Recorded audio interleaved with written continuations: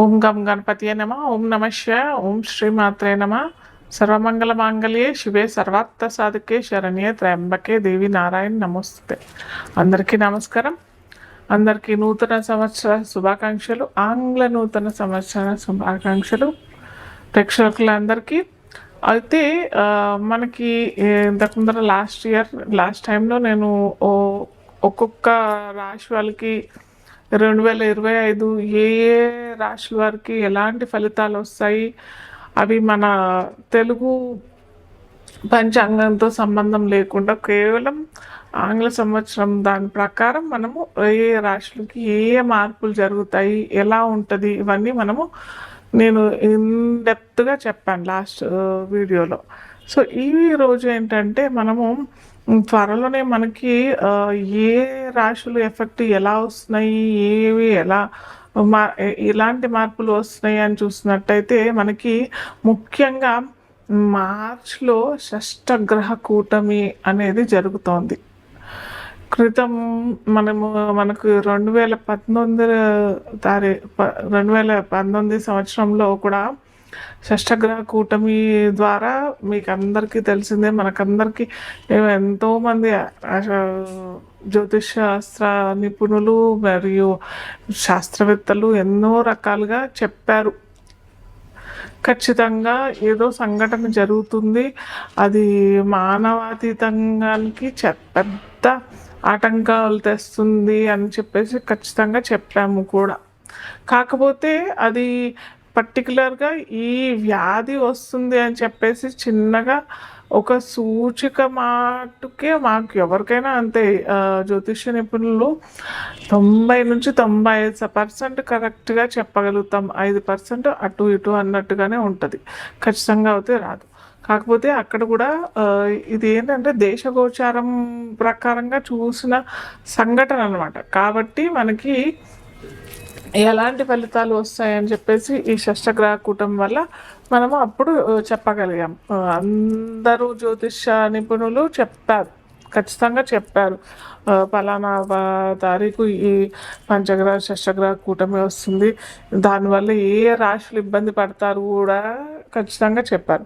కాకపోతే అక్కడ ఏమైందంటే గురుబలం పోయింది. అక్కడ బృహస్పతి ఒక్కసారి ఒకే సంవత్సరంలో మూడు రాశులు అటు ధనుర్రాశి, వృశ్చిక రాశి, మకర రాశి, ఈ 3 రాశులు ఎఫెక్ట్ అయ్యాయి. ఒకే సంవత్సరంలో 3 రాశుల్లో బృహస్పతి లేదా శని భగవానుడు, అంటే బృహస్పతి అంటే గురువు కనుక మారినట్టయితే ఒక ప్రళయం జరిగే అవకాశాలు చాలా ఉంటాయి. కానీ ఇక్కడ మనకి షష్టగ్రహ కూటమిలో కూడా పెద్దగా మార్పులు అవుతాయి. అంటే దేశగోచారము ముఖ్యంగా మనం చెప్పేది ఈ షష్టగ్రహ కూటమి, దేశగ్రహ గోచారము ప్లస్ రాజకీయవేత్తలకి రాజకీయాలు ఎలా అవుతాయి, వాటి వల్ల ఎలాంటి ఫలితాలు వస్తాయి అనేసి మనము తూచాతాయిగా మనం చెప్పగలుగుతాం. కాకపోతే ఇది పర్సనల్గా మనం చూసినట్టయితే ఒక్కో రాశి, మళ్ళీ నేను చెప్తున్నాను ప్రతిసారి నేను ఈ వీడియో తీసినప్పుడల్లా పర్సనల్గా మీ వ్యక్తిత్వ జాతకంలో మీ జాతకాల్లో ఏ దశ అంతర్దశలు నడుస్తున్నాయి, మీ లగ్నం ఏంటి ఖచ్చితంగా తెలుసుకొని ఆ దశ అంతర్దశలు ఈ గోచార ఫలితాలు ఎలా వస్తాయి అని చూసుకున్నట్టయితే మనకు అప్పుడు కరెక్ట్గా ఫలితాలు వస్తాయి.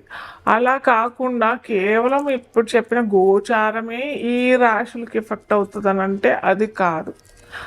దాంట్లో ఓన్లీ 50 నుంచి 60% లేదా ఒక్కోసారి 50% రిజల్ట్స్ కూడా రావు, మనకి ఫలితాలు అంతగనం రావు.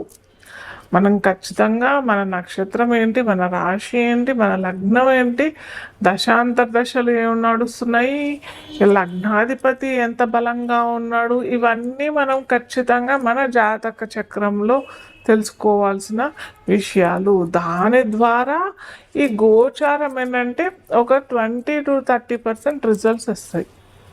అంతేగాని ఈ గోచారంలో ఇవన్నీ మార్పులు జరిగిపోతున్నాయి, మాకేమో జరిగిపోతుంది, అందరికీ ఏమోనో అయిపోతుంది, అద్భుతాలు అయిపోతాయి, లేదా ఏమీ అవ్వవు, లేదా ఈ పలానా రాశి వాళ్ళు ఇలా అయిపోతారు అన్నట్టు అలా ఏమీ జరగదు. కాకపోతే మనకి తూచాతాయిగా మనకి ఏ రాశిలో ఈ గ్రహాలు కలయిక నడుస్తుంది. యాక్చువల్గా గ్రహ కూటమి అంటేనే షష్టగ్రహం అంటే 6 గ్రహాలు కూటమి అంటే కలుసుకొని ఆ రాశిలో కూర్చు అది కూడా 2 రోజులే జరుగుతుంది సంఘటన. ఎందుకంటే ప్రతి 2.5 రోజులకి చంద్రుడు మారిపోతాడు. చంద్రుడు ఒక రాశి నుంచి ఇంకో రాశికి మారిపోతాడు. కాబట్టి మనకి ఇక్కడ చంద్రుడిని కలుపుకుంటే రవి ఇక్కడ ఉంటాడు, శని భగవానుడు వచ్చేస్తాడు 30వ తారీఖుకి మార్చి 2025 మనకి 30వ తారీఖు ఈ సంఘటన జరుగుతోంది. అయితే అది కూడా 2 రోజులే జరుగుతుంది. అప్పుడు రవి శని భగవానుడు వచ్చేస్తాడు, బుధుడు వచ్చేస్తాడు, శుక్రుడు ఉంటాడు అక్కడే, రాహు కూడా అక్కడే ఉంటాడు, ఈ గ్రహాలు బుధుడు కూడా అక్కడే ఉంటాడు. కాబట్టి ఈ గ్రహాలన్నీ ఉంటాయి. కాబట్టి మనము ఆ 2 రోజులు మనము షష్టగ్రహ కూటంగా మనం తీసుకుంటాము.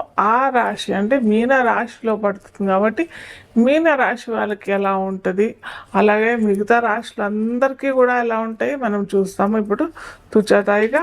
అయితే ఇంకొకటి ఏంటంటే ఇక్కడ తెలుసుకోవాల్సింది చాలా ముఖ్యమైన విషయం ఏంటంటే ఈ ఒక లాగా వచ్చేస్తుంది అనమాట.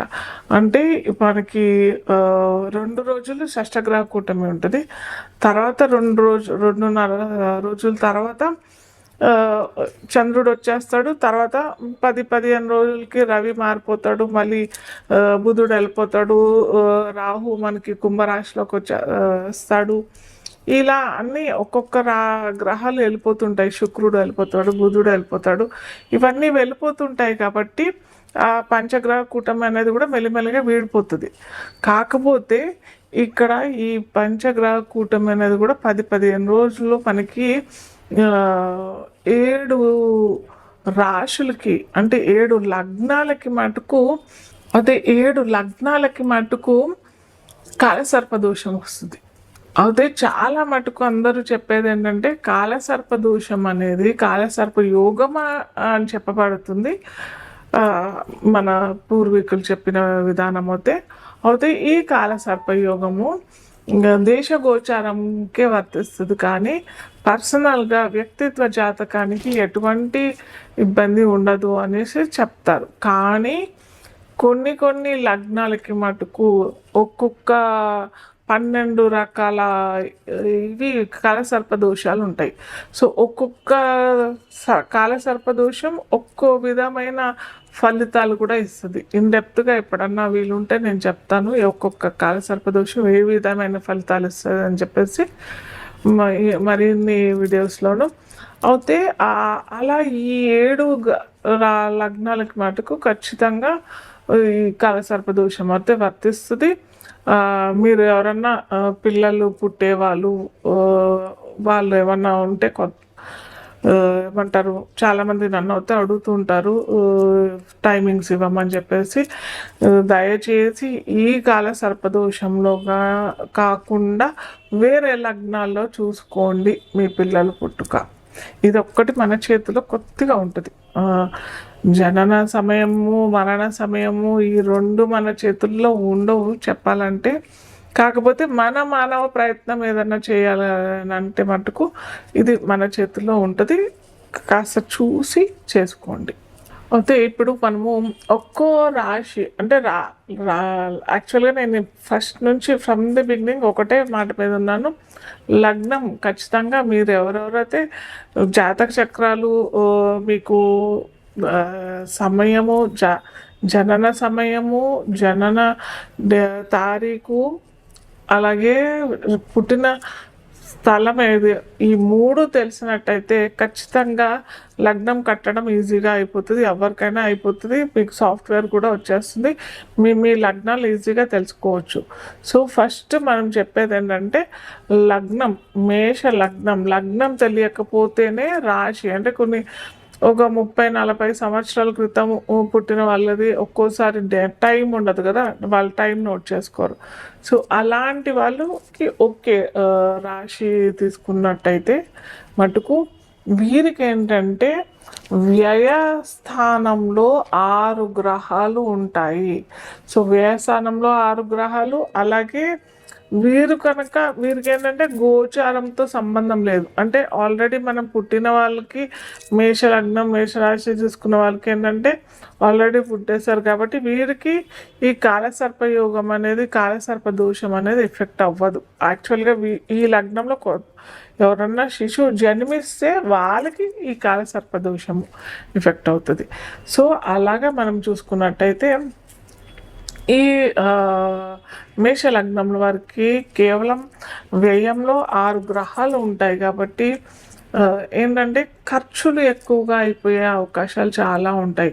అటు ఫైనాన్స్ రంగంలో ఉన్న వాళ్ళకైనా కానీ, అటు ఉద్యోగ రంగంలో ఉన్నవారికైనా కానీ, ముఖ్యంగా చెప్పాలంటే పోలీస్ సంస్థ, లాయర్స్ ఇలాంటి వాళ్ళకి కొద్దిగా ఖర్చులు పెరిగిపోయే అవకాశాలు చాలా ఉంటాయి.